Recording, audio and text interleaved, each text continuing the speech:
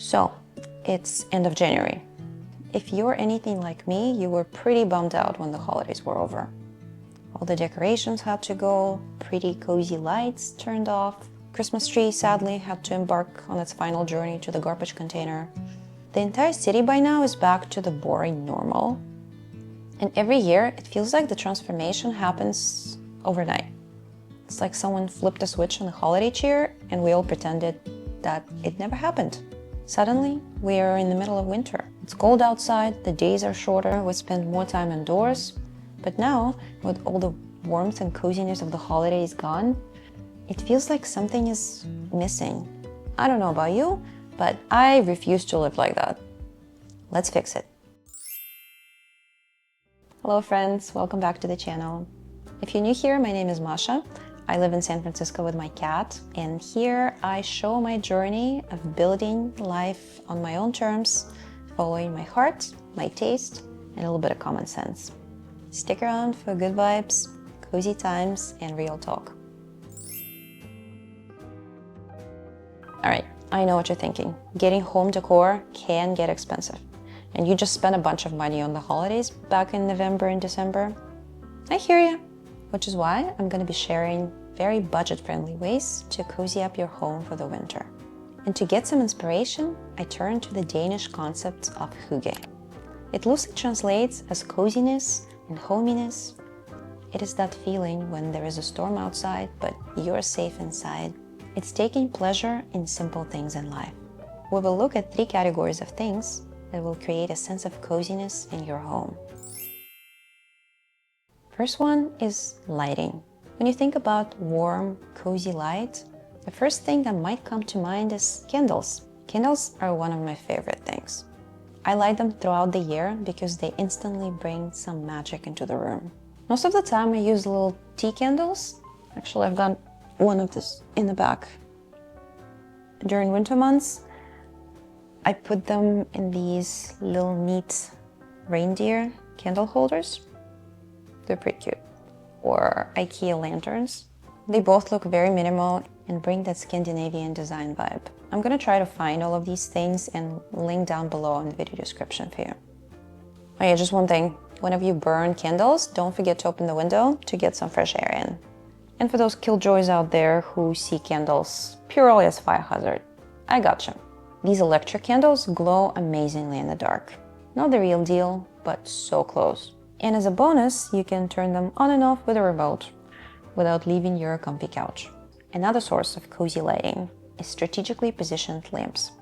To get it right, there are 2 important things to remember. First is color temperature. You want warm light, 2700 to 3000 Kelvin, which is the temperature of incandescent light. For comparison, candles are 1900 Kelvin, which is even warmer, and cold daylight has a color temperature of around 5 to 6000 Kelvin. So in this case, the lower number is actually the warmer. And secondly, make sure the lamps have shades, or light is reflected off of a wall or a ceiling and not pointed straight into your eyes. Ideally, you place a lamp somewhere lower. Nothing cozy about being blinded by some heavy chandelier above your head. And going back to a fire hazard. If you're lucky to have a fireplace in your home, especially a wood-burning one, this is the ultimate source of hygge. The warmth, the light, the crackling sounds, and the smell of burning wood in the air.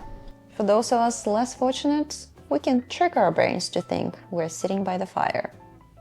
Turn on your TV, search for fireplace on YouTube or Netflix, open it full screen, turn up the volume, and enjoy. The second important category of making your home cozy is inviting seasonal scents. Some people might be more sensitive to smell, so proceed with caution. Probably the easiest way to spice up the air in your home is scented candles. My personal favorite is this Fir and Firewood from Anthropologie. It lasted me a few years. I light it up just for a few minutes because the smell is pretty powerful. Another one that's called Lost in the Woods, which has some pine tree notes. In my mind, it instantly takes me into some winter cabin in the woods. Also, one amazing design tip, in my opinion, is to use trays to group small items together, which creates a more cohesive look. The same items scattered around the table or even sitting together just don't look the same. Putting them on a small tray immediately makes it seem very intentional. And as a bonus, it's easy to move out of the way when you clean. Another way to bring some scent is diffuser sticks. I got this one for pretty cheap from a gift store on my road trip in Yosemite National Park. And that was back in May, so I had to wait for a few months before I could use this because it was very wintry smell. So I felt like it's worth waiting for. Be careful with these ones though. If you have small children or pets, these are not toys. Another idea how to fill up your space with a warm, welcoming scent is potpourri.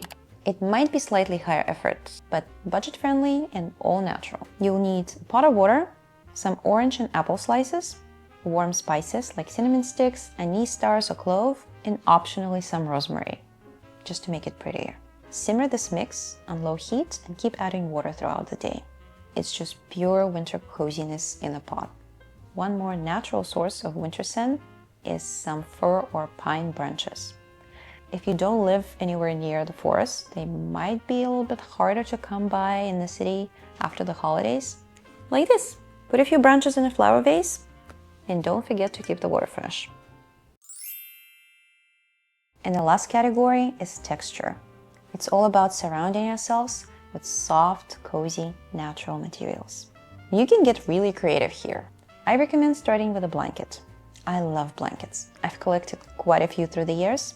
If you're going for that Scandinavian minimal design, choose natural materials. Cotton, cashmere, or wool mix, and calm, earthy tones. Most of mine are actually from IKEA. They don't cost too much and last a very long time. Another simple design element that can make space welcoming and uniquely yours are throw pillows. I have 4 small square pillows and a variety of pillow covers. For winter, I have these white ones with a tree pattern. You can get these on Amazon for just a few dollars and swap them out as seasons change. Last but not least, the fabrics we wear. You can instantly feel cozy when you put on your favorite winter sweater or a pair of socks with a cute pattern. Do not underestimate the power of cute socks. I encourage you to try one item from each category: light, scent, and texture. Maybe have a candlelit dinner or curl up on a couch with a soft blanket and a good book. To learn more and get inspired by Danish culture, check out this little book of Hygge. And just follow your intuition. Home design is very personal, and what makes you happy is uniquely yours. These small budget-friendly tips are just a few things that can make the remaining wintertime not just bearable, but truly enjoyable. And if you're feeling nostalgic and already missing the holidays like me, you can check out this video to see how I spent this last December. Stay cozy, and I'll see you soon. Bye.